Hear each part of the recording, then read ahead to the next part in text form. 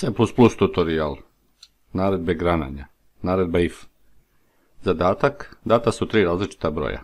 Ispisati srednji po veličini. U ovom primjeru znači unosimo 3 broja različita i potrebno da ispišemo onaj koji je srednji po veličini. Kako ćemo ovo raditi? Pa naći ćemo najveći, naći ćemo najmanji i onda ćemo od zbira sva 3 broja oduzeti, oduzeti najmanji i najveći i to je taj koji je srednji. Najlakše nam je tako. Prvo ćemo ispisati poruku.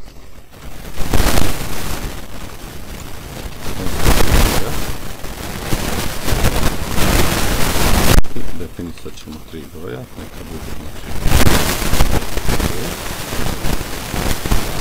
i imat ćemo ta 3 broja A, B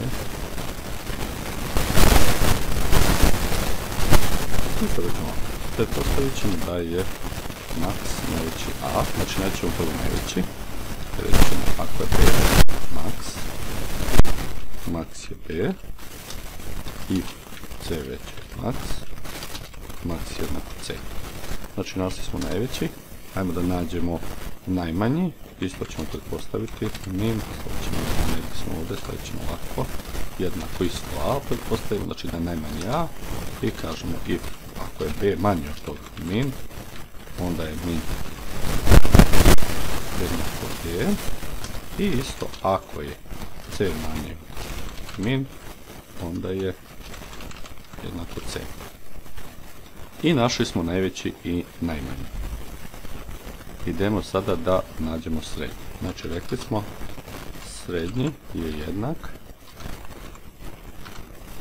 zbir ova 3 A plus B plus C i oduzmemo max i oduzmemo min. Znači unijeli smo 3 broja, oduzmemo max, to je jedan od ovih, kad oduzmemo min, to je druga vrsta, oduzmemo srednji po veličini i isto ćemo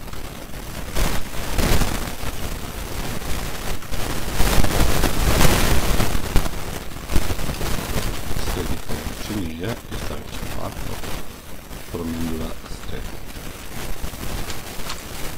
Ovako, pokrenut ćemo i imat ćemo 3, 7, 8, srednji po veličini je 7. Ponovo 6, 4, 10, srednji po veličini je 6. 4, 5, 6, srednji po veličini je 5. Evo tu bio jedan od načina, znači kako da nađemo srednji po veličini od 3 broja. Drugi od načina je da ih ređemo po veličini, u stvari da primijenimo neko kao sortiranje na te 3 promjenjive i da ih poređamo da, tako da recimo u A bude najveći ili najmanji, u B srednji i u C obrnuto, znači ili najveći ili najmanji. Pa onda ispišemo B. To bi bilo to.